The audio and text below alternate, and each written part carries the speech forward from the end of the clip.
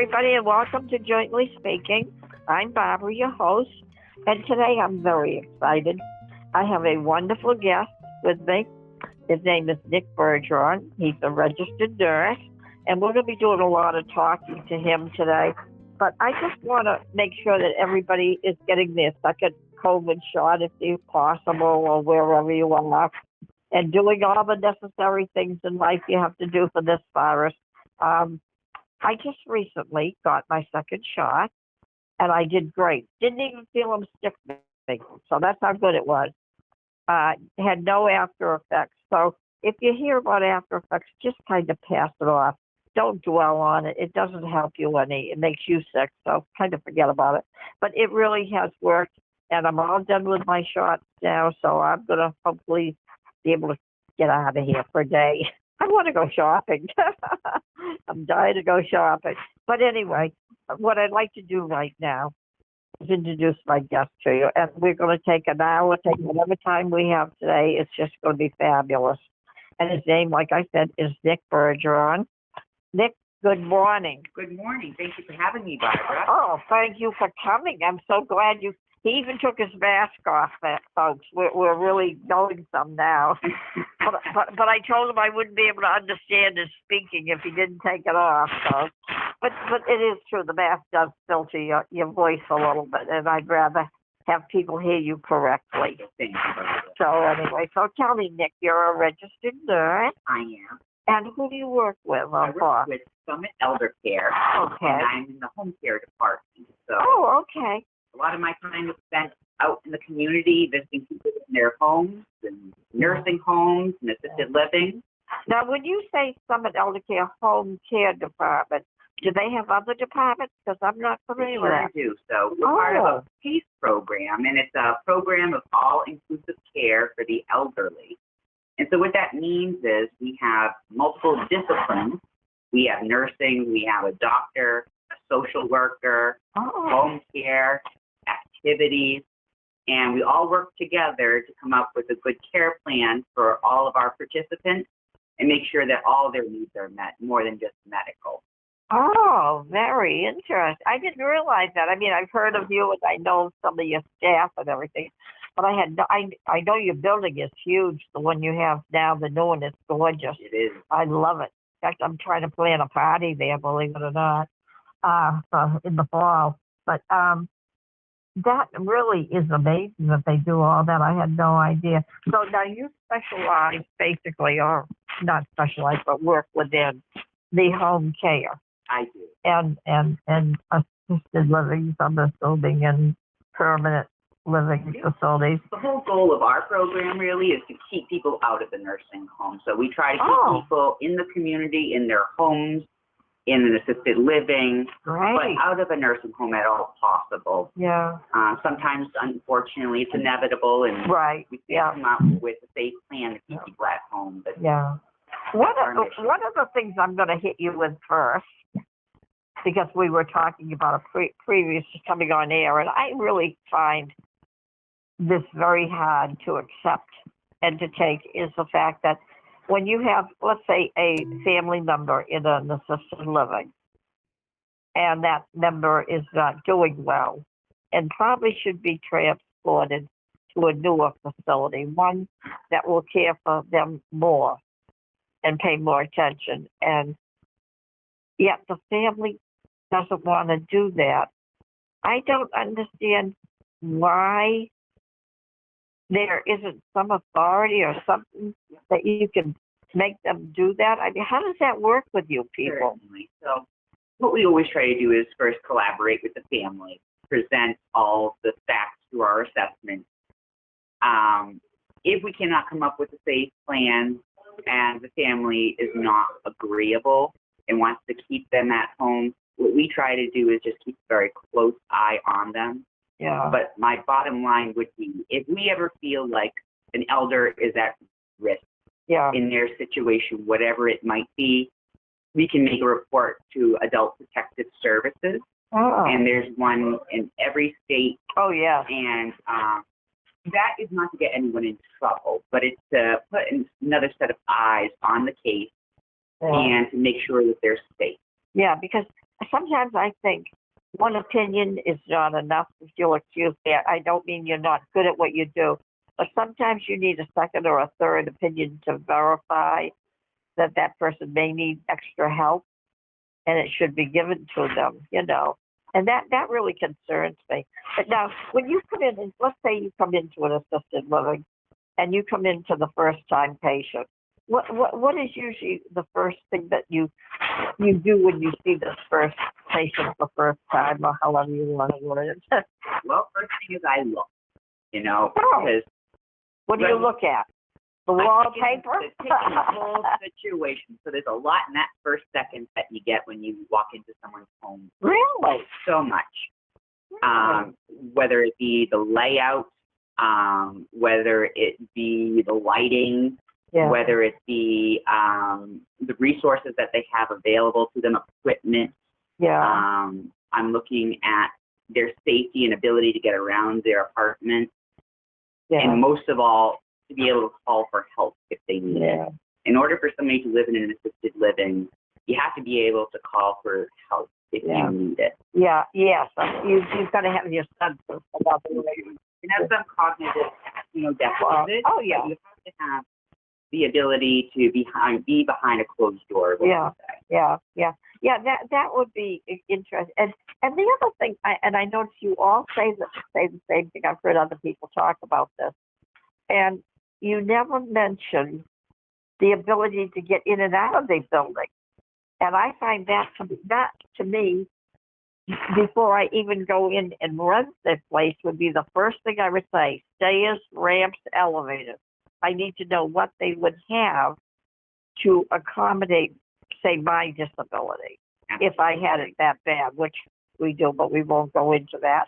But that would be my first thought. Stairs are a no-no in my word. Absolutely. We're lucky here. At least all our assisted livings have elevators. Yeah, you are. Really accessible, Yeah. But in a home, definitely. Yeah, that's where the problem becomes. You have to have a ramp built in or something and rails so that people can get in and out. You just to get, to say, a car, Right. to go to a doctor.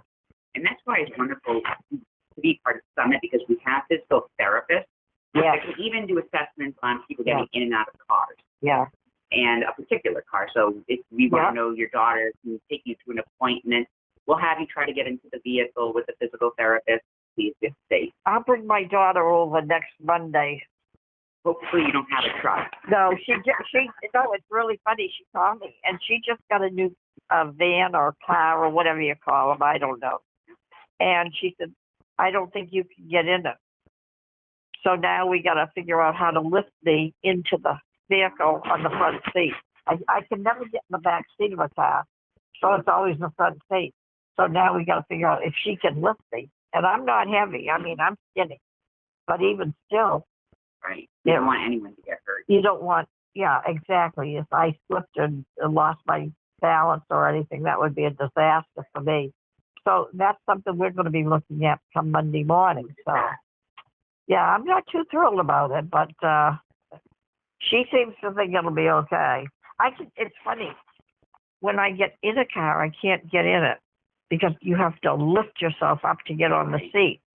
But when I come out of the car, I can swing sideways and just aim my feet for the ground and just swoop right off the seat perfectly.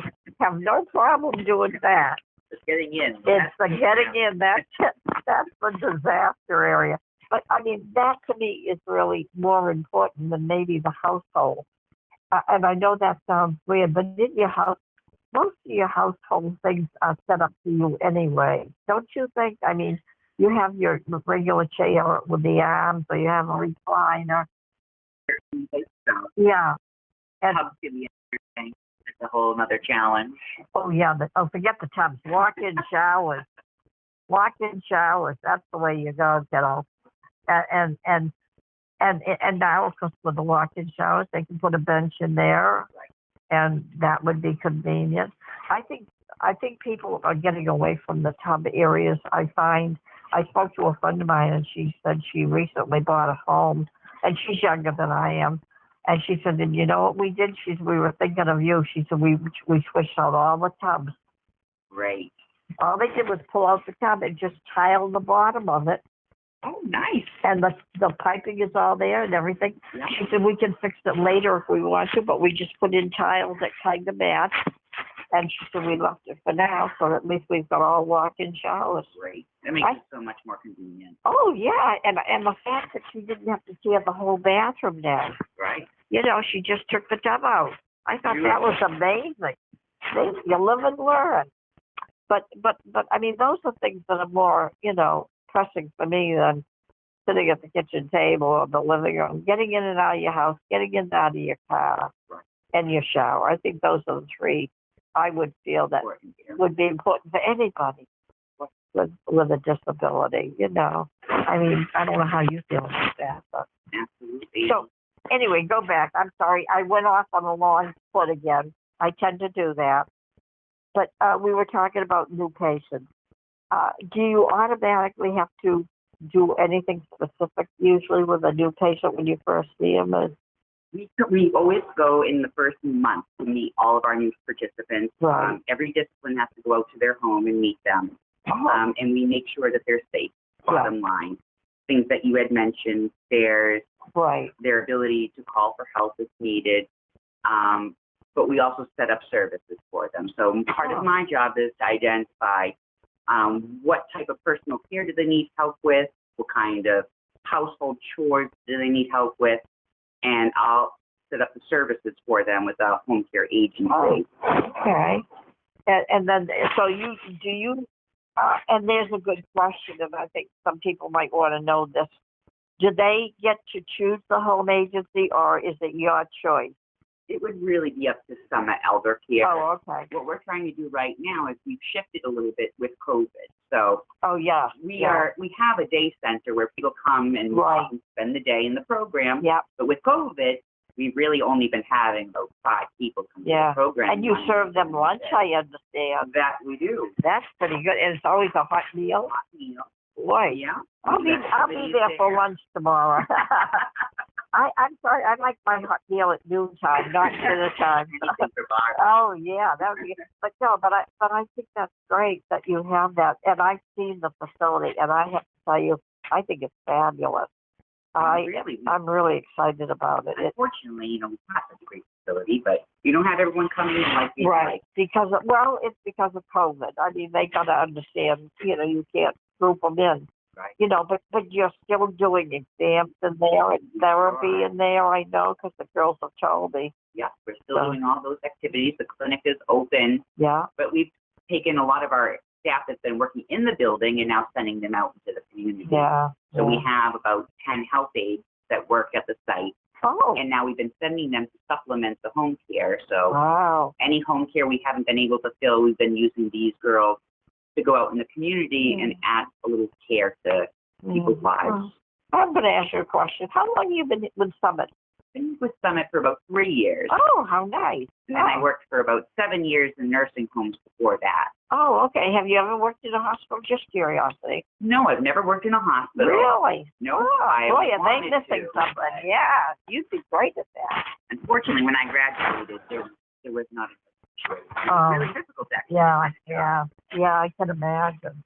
That would have been something had there been, because they really are missing something, I'll tell you. But no, I think it's interesting, Nick, that you do this, and I'm sure.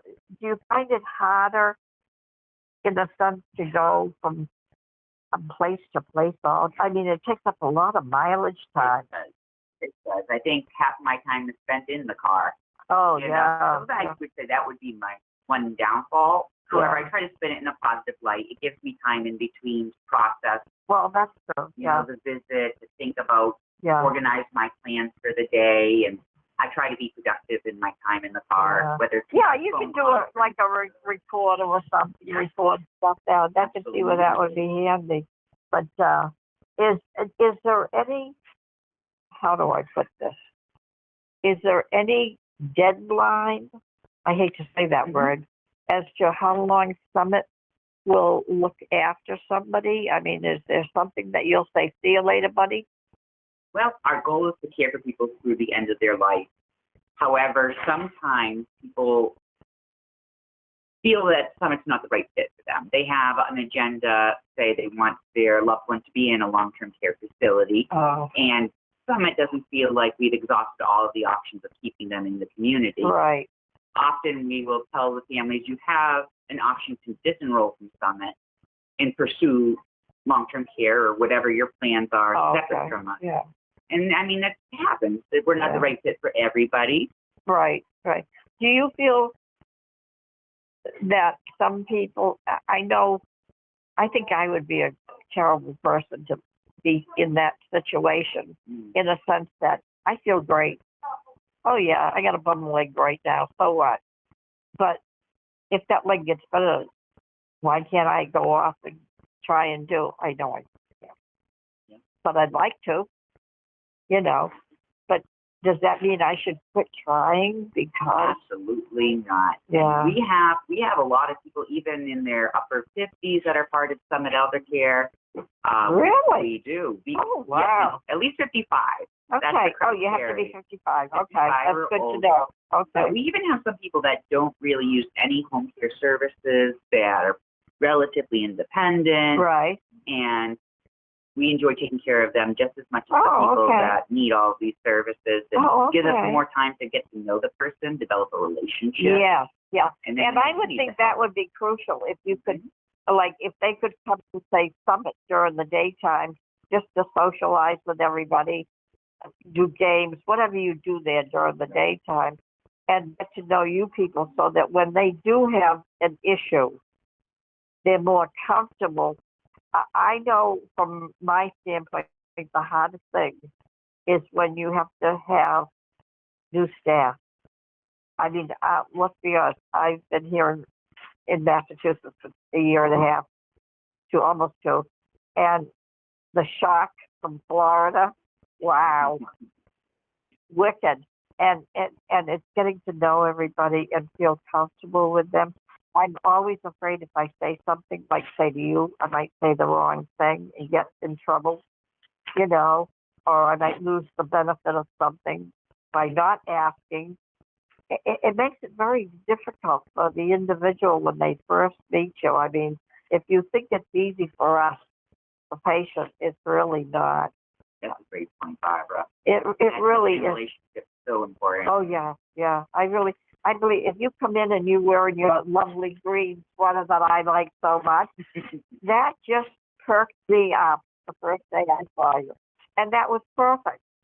It gave me a reason to talk to you and feel comfortable with you when I first met you, and that was good. And that's the way I think most people should feel, that they can.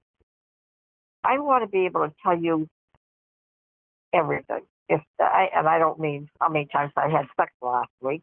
I mean, the real stuff, like how bad I hurt or what's going on. Because I know some people who say, well, he's just a nurse. I'll just tell him I'm okay and, no fever or whatever. They don't realize that you write everything down and that goes to a doctor. The doctor sees that. And they need to understand that importance of being honest with you. And I think that comes from your personality, how you treat them. Yeah. And this is going to sound kind of weird, but sometimes I like male nurses better than girls. Sure. I know it sounds weird. Yeah, no, I can believe it, really. Yeah. I really do. I mean, I sometimes feel that they listen. One of the nighttime aides that we have here right now that's working with me, very nice gentleman, very polite, very crisp, and yet we laugh and joke, and I don't like being up at 11 to 7 in the morning, but occasionally I am. And at least I have someone I can converse with and calm me down and make me feel better. So I work with that, and do that.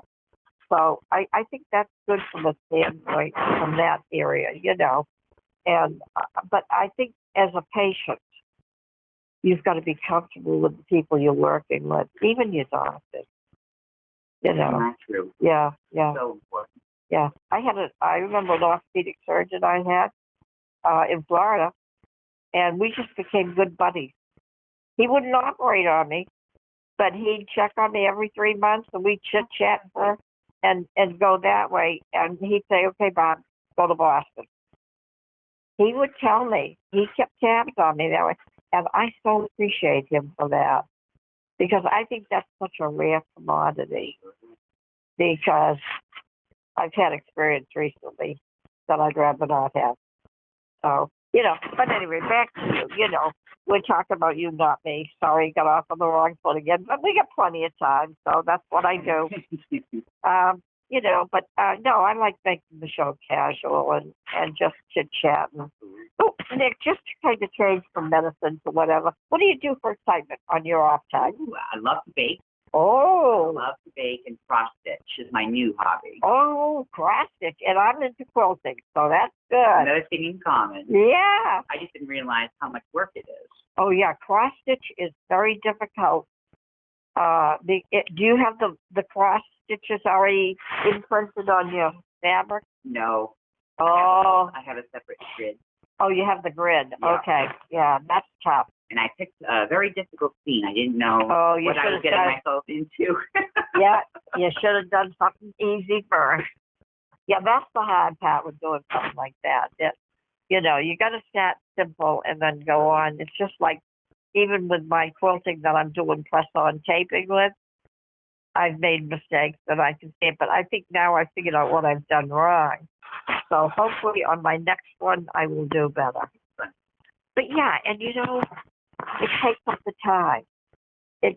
Nobody can go shopping. You can't go to the movies, so you might as well find something to do in your home, and even if it's writing letters to friends that you haven't heard from, or just everyday cards, sending a note to somebody. I think that's good too, So things like that matter when you've got to take, I think when you go home and you shut that door, you've got to shut the job too.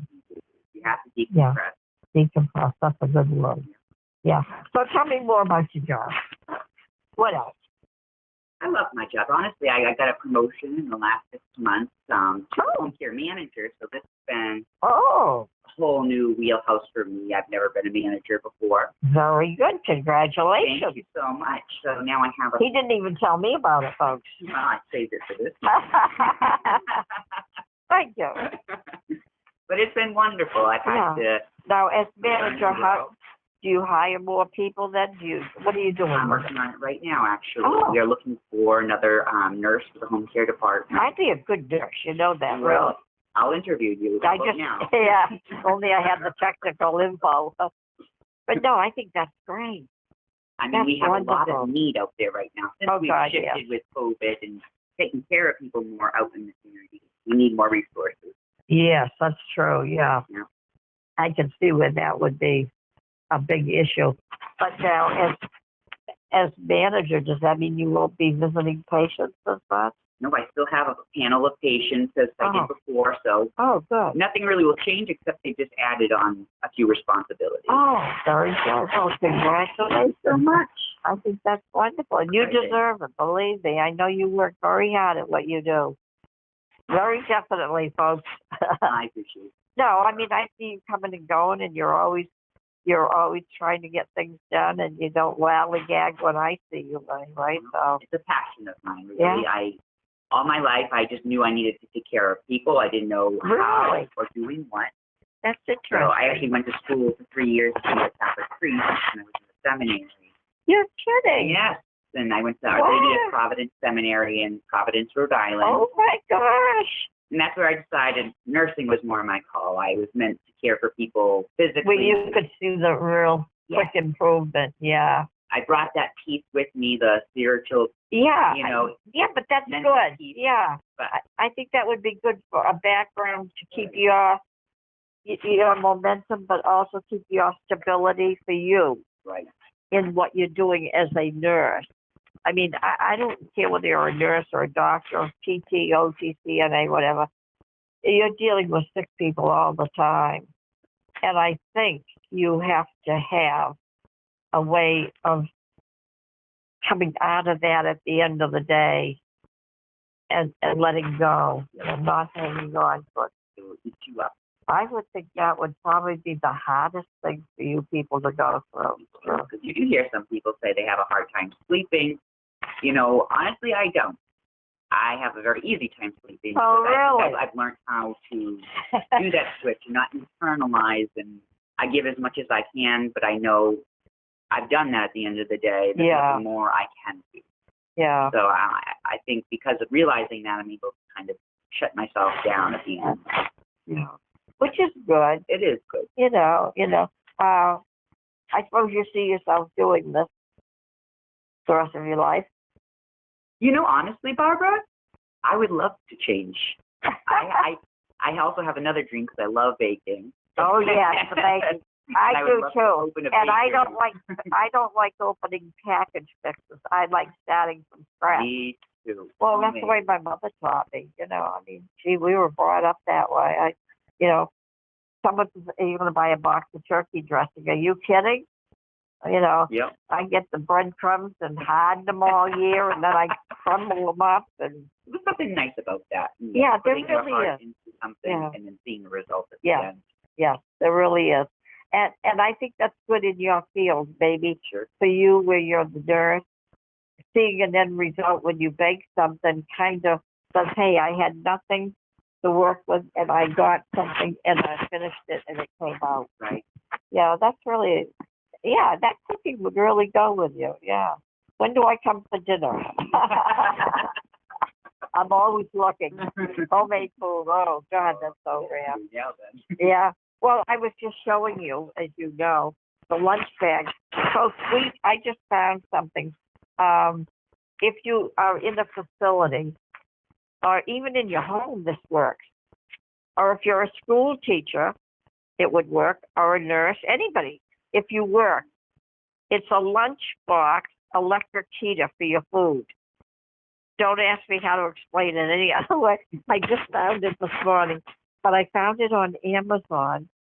And they run in prices. The one I saw was about $25. It's like a square foam. It had a handle. Am I right, Nick? We had a handle. And you lift it up, and it had a metal plate in it and a plastic container, I believe. And then it had a little fork and a knife and a piece of cloth, I think you used to help you get things in and out. But you take it, and you plug it in, and it heats up, and it warms your food. I thought that was fabulous. And the fact that as a school teacher, you could bring your lunch and warm it up in your room if you didn't want to go to the cafeteria or something, or whatever. And as a nurse, when you're rushing, right? And it even said you could use it in your car. Did you see that? That's amazing. There was one of them that you put it in your your cigarette lighter thing, I think. I don't smoke, so I'm not familiar with it. But I think that's what it said. But there was one I saw in your car, too, and I went, in my car? I couldn't believe it. Wonderful. So you could go traveling around. You could park in at a public, go to a public park and heat it up. Wouldn't that be great? And they were fairly reasonable, I thought, I mean, there were some that were a little expensive, but for what you use it, so long as you don't plan to cook anything, I think it's just to heat things and keep things warm. But that really surprised me when I saw that today. That's a great idea. I thought it was too, because I've been looking for a microwave or an oven. I don't like microwaves. I'm not fond of them. I like a regular oven, but they're so big. And right now it's not practical. But this is like a lunchbox you take to work with you. Some of them were really cute too. Yeah, they were. Nice variety. Yeah, so that's something I'm definitely going to look a little harder at this afternoon. I'll at least make some decisions on. But something like that. So like, say you, who's rushing all day and having to drive from patient to patient, right? And maybe you can't shop at a restaurant to take the time, or they're not open right now. But you could bring something and heat it up. I mean, I think that's fantastic. Whoever thought of that? I don't know, but they were clever, because I was thinking this morning, gee, take a couple of pieces of toast and put a piece of cheese in it, and then put it in there and heat it up, and you get yourself your grilled cheese. There you go. I think. I'm not sure. I haven't tried it yet, folks, but we'll try it. But no, for people who are in an assisted living, who need help and can't do something like that, or if somebody is bringing their mother or father a meal that they want to keep warm while they bring it to them to eat. Right. That would be perfect. I mean, you could even plug it in the car while you drive it. I mean, that's just unbelievable. Yeah, whoever came up with that did very good. I'm really proud. So there's something else we got to do on the back. See, now you can tell all your patients about it. I'm really good at I love looking for new things. I'm a great believer in, if you're disabled, find something and make it yourself if you can, and come up with it. I use reachers, and they look like a pair of wooden scissors. They're about 30 inches long. I love them. I wouldn't have it any other way. I'm sure you've learned ways to be creative. Oh, yeah. I use a PVC piping, and I put a bicycle handle on one end of it, and on the other hand is my hairbrush. Get out of here. And then I bend it according to what I need to get the brush to the back of my head. Wow. I like the PVC piping because they have bars like that on some of them. You'll see them in the medical supply catalog, but they're heavy. They stuff them. Okay. And this is empty. It's just nice and light, and I don't put anything in the pipe. I just put the glove on it to keep my hand from getting hurt, and then the brush is on the other end. And you can make it whatever you want. Your hairbrush, you could probably put a comb in it. You'd have to figure out how. And all you have to do is heat it, put the brush in it. While it's soft, you push it in it, and then heat it to pull it out. Idea. Yeah. So something like that. I've had that for years because I couldn't use the other one. It was too heavy. And something like that. And another thing that I believe in, I don't believe in bedspread anymore. I used to, but a bedspread hangs down. And guess what you do when you walk around it? What do? You don't know? No. You trip and fall on it. You know, Nick. No, he's teasing me, folks. He's teasing me. But that's true, really. Right. Yeah. You got to think of these little things. Yeah, people don't. And I just do that. You know, like I put a skirt ruffle on the bed. At least I'm getting one for it. I got to get a new one. And I put that on, and that makes the bottom of the bed look nice. Sure. And then you just pull the sheet up in the blanket nicely, and it looks fine. Wonderful. But the bedspreads, I find they slide off the bed in the nighttime. They're a pain. Yep. People get tangled up in them. It's terrible. Yeah. And the other thing that some people like, where you go to homes and people, it might help, is lowering their hanger from their closet. I lower mine by 14 or 16 inches to bring it down so I can reach it easier. And everything is fine. Nothing touches the floor. That's a great idea. Yeah. So something like that, you know, and things like that. But I'm sure you have those ideas. I'm sure you must tell your patients. Absolutely. You're not just going to sit here and nod your head all morning. Of course not. Okay. And that's why we love working with the team too, because we collaborate, you know, on all these different things. Yeah. We come up with ideas together. So it's not just one person coming up with all these creative solutions. It's a bunch of heads together. Right. Now, when you say a team, Nick, how many people are you talking? 1, 2, 4, 5? There's 11 members on each team. They're actual teams then. There's 3 different teams. So at our one site, we have 3 different teams. Oh, very interesting. And what are they composed of? Each team has a doctor, a nurse, a home care nurse, a physical therapist, occupational therapist, a nutritionist, an activities worker, social worker.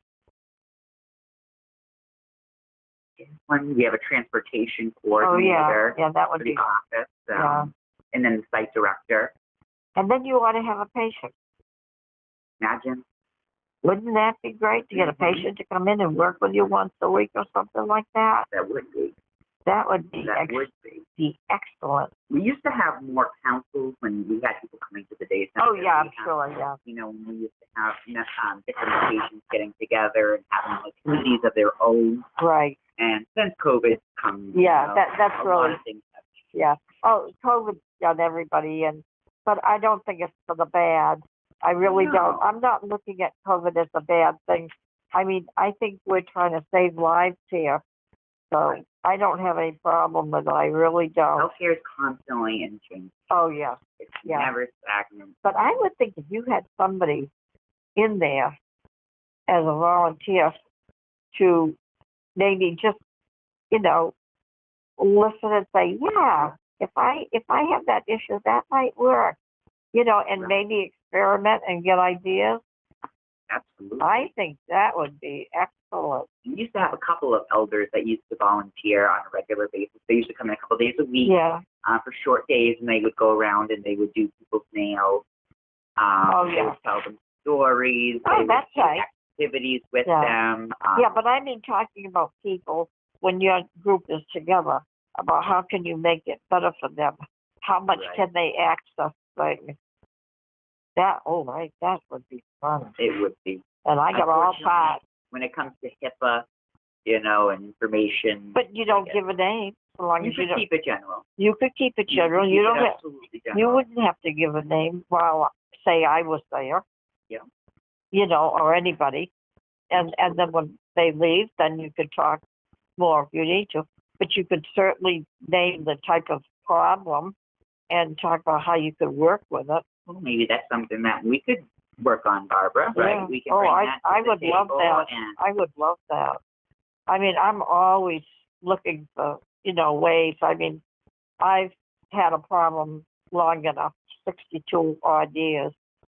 And I think I've been through just about everything. So, and I'm still walking.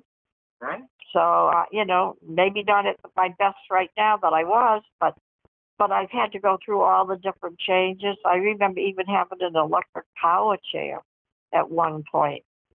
I don't use anymore, but I did have one, so I mean, even if it's just to listen to you and maybe say, well, like if I was gripping something, like say the telephone right now. Yeah.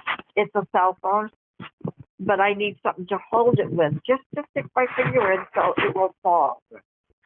It's a simple thing, and it works. And maybe something like that can help people with it and encourage them. And make them part of the decision and make them realize, gee, somebody was thinking about me when they decided how to do this. Because even getting out of a chair, when you'll get mad at me when I say this, I have an electric recliner and I love it. And when I get out of this, just sitting the chair in a regular sitting position doesn't work for me because of my knees don't bend enough. So I raise the electric chair up. And when I get it up high enough, I sit on the arm. And then I go either to my scooter, wheelchair, or I get up and I walk. Okay. And everybody has hissy fit. Right. They don't want to. Yeah. What are you doing? I'm just standing here. I'm not moving. But everybody panics over it. But I've done it for a long time, and I'm usually very careful. I mean, I'm not going to be stupid.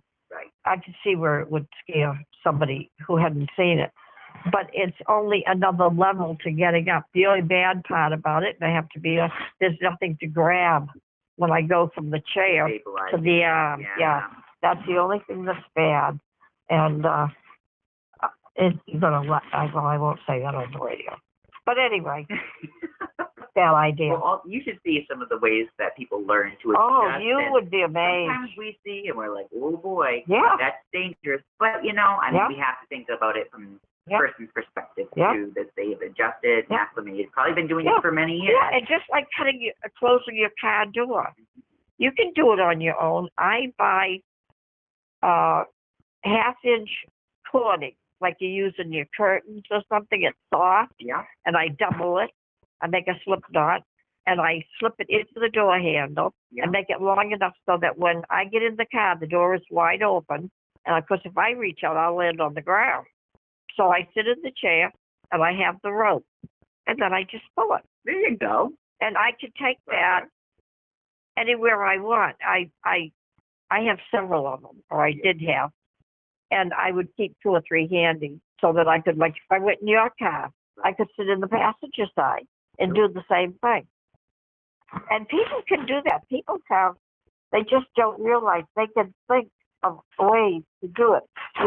Granted, you have to sit there for a few minutes and say, okay, how can I get the door shut without going outward? Right. And things like that, and standing up, and unlocking a door. Keys are a pain in the you-know-what.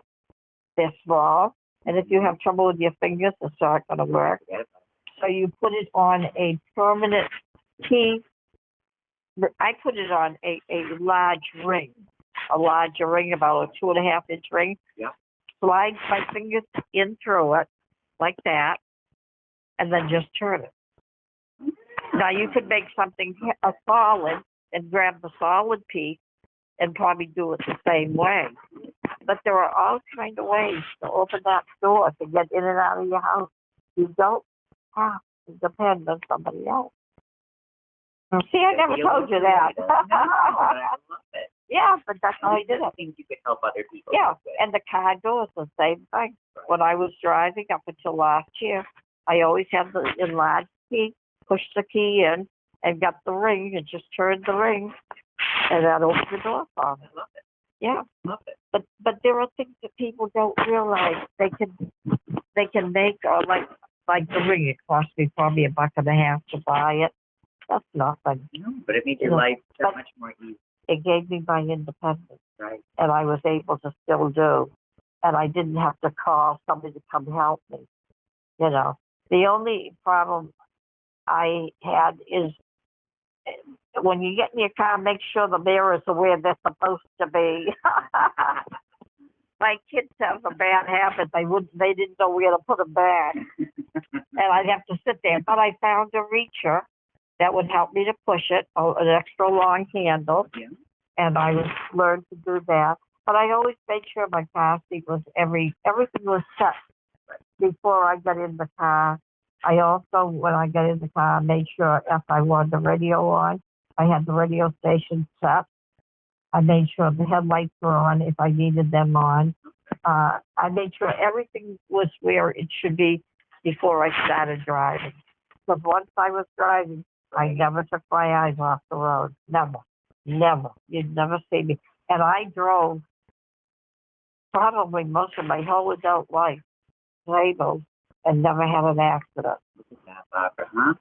You knew yourself, and I knew what I had to do, yeah. and that's what people need to know, Nick. Right. And I'm sure you agree with Absolutely. that. You know, and that's what you're there for. You're there to help us, to make us get to that point where we can do it. You know, so get out there and do it. What do you think you're sitting here? Gee willikers. Get on the road. Yeah, get on the road. Get on the road. You know, no, but I admire. You have no idea how much I admire the RM, the PTs, and I have a great admiration for OTs. I feel OTs don't get the credit they deserve. You're so right about that, Barbara. They do so much more than people know. A lot of people say, "What's an OT?" He's the guy who's going to teach you how to cook. He's going to get your oven things working, and that's another thing. I found a stick, and I made a fork out of it, just a 2-pronged fork at the end. Yeah. And that turned my oven switch on at the other side of the oven because I couldn't reach it. Oh, my goodness. And that's how you did it. Yeah. There's so many tools and adaptations that we can make, and right. You have great insight into that, Barbara. Yeah. Well, I've wonderful. Yeah, I've seen a lot of them. I bought a lot, but I've also made a lot of them because I find a lot of them are too heavy when I buy them, and I don't like the dead weight. So I've had family help me to create the same thing in lighter weight. And that's what people have to remember.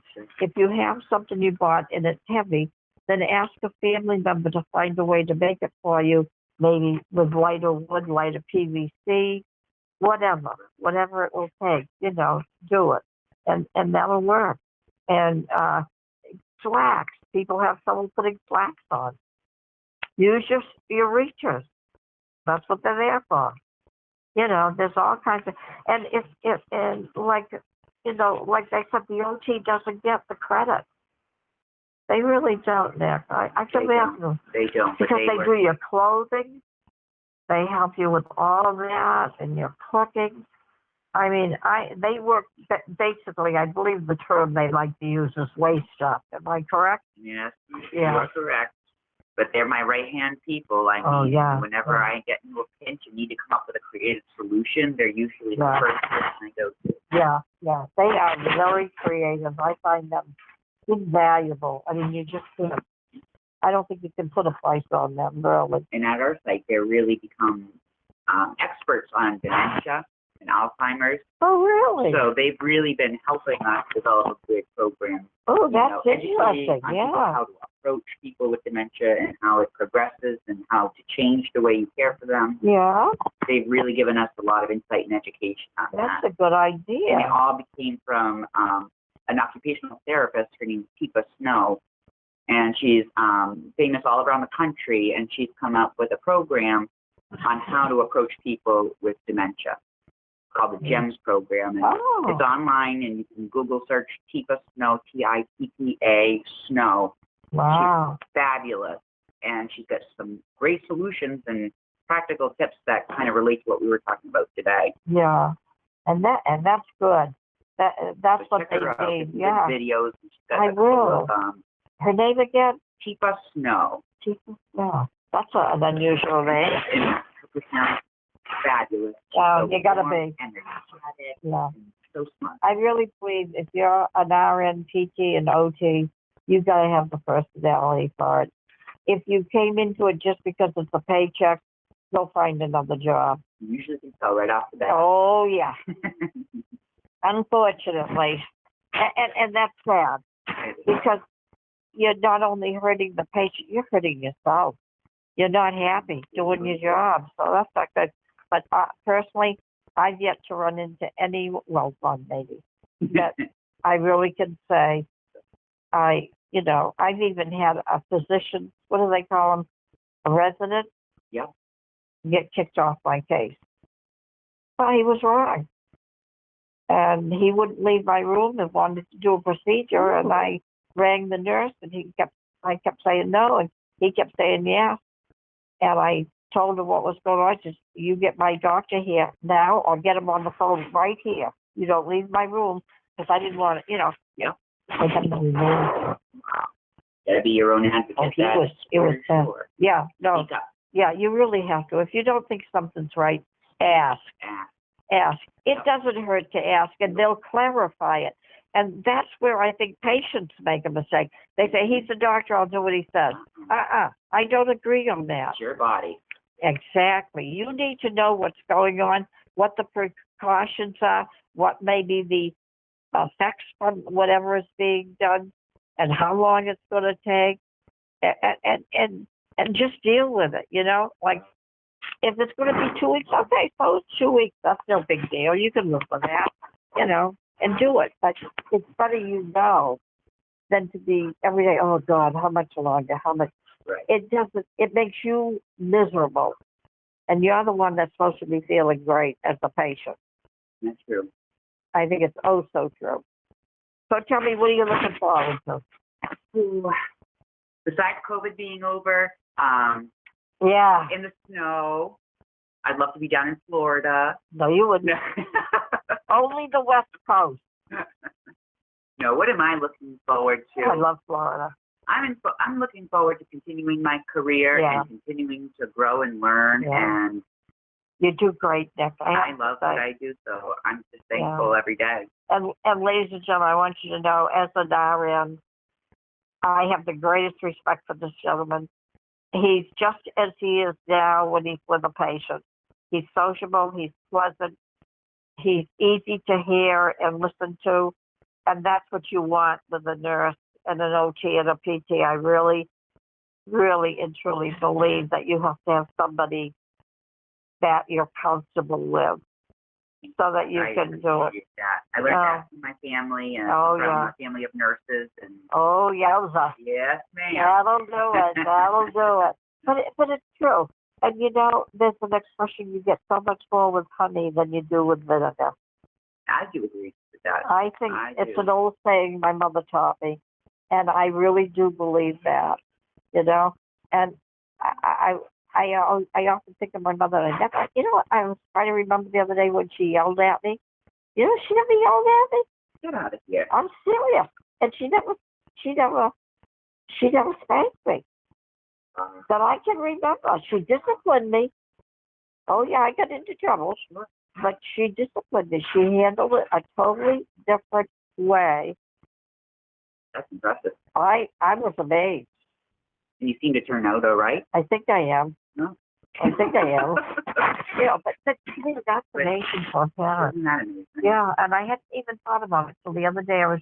I think of her quite often, and all of a sudden, I started remembering back when I was a kid. I went, wow, you know, I found that very That's interesting. been an amazing lady. She was. She really was. Very patient. Very calming. That's what I've done. But she got it done. She's the one that taught me at age 8 how to start sewing. Wow. Make all my own clothes. Isn't that beautiful? Yeah, and there was 3 others besides me. So the boys, of course, didn't learn, but the 2 girls did. So that was good. But anyway, that's life on the story. But I think those were good years. You know, I look back today on my kids. They don't know how to sew. They didn't want to learn. And I feel bad, yeah, because I wanted to teach them. I would have loved to learn. One of them is a great cook. She loves to cook. The other one, you know, but it amazes me how different they are in that way. And I feel bad because I feel like I let them down. You know, but that's life. But they didn't seem to have the interest at the No, time, they did not. No, could not get them interested in anything like that.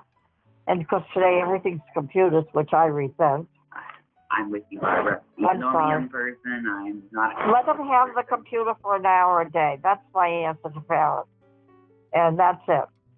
An hour a day, and then let them go. You know, I'm sorry, but look at it. I look at it this way now. If you lose your electricity, the whole city, all right? Let's say the whole city of Worcester loses electricity today. How would you do anything? You need your hands and your feet. Mm-hmm. And your hands, you can go out and cut the lawn. You could cut your hedges. You could bake. You could make sandwiches. I mean, I could go on and on. But if people don't know how to use their hands, what are you going to do? What are you going to do when you're older? I really believe boys particularly should learn things with their hands, mechanical, how to fix a bike, how to fix a brake. I don't know what they learn, but, you know, things like that to help them. Then if they learn electrical, okay. It's like you're finding that less and less today. Yeah. Oh, yeah. No, I think so. Because I even look at my grandfather, and like he was such an amazing carpenter, and I'm like, I wish I would have, you know, learned that skill growing up. But I think a lot of people feel that way. Yeah. I mean, even painting, you spray it on now. You don't paint it and take the time to. I mean, forget it. I won't go there. I'm sorry. Ay. Oh. But it's true. I mean, and I'm sure you're younger than me, and I'm sure you're seeing that difference. And absolutely, you know, I can see it, and I'm part of it. And I wish I wasn't. Sometimes. Yeah, sometimes you wish you were. Yeah, because you know, it's like now nobody can do anything, but they have no trade to fall back on. If they were at home, they could be making a cabinet, a desk, a table, and chairs. They could be painting something. Practical things day to day that you use and need. Yeah, and doing something that's worthwhile. Right. Something that will last, you know? But that's life. That's life with us. Isn't that true? Hey, I just want to say thank you. My pleasure. I enjoyed it so much. I hope you'll come back. And Sure, as long as you'll have me. Oh, would love it, because doing this on YouTube is something new for me, and I'm just learning my way, and I hope everybody's being patient. But I want to get the word out there and let people know we're here. So I want to thank you again. Thank you. Nick Bergeron from Summit Elder Care. Be well, everybody. Okay, take care. Thank you, Bye-bye. Barbara.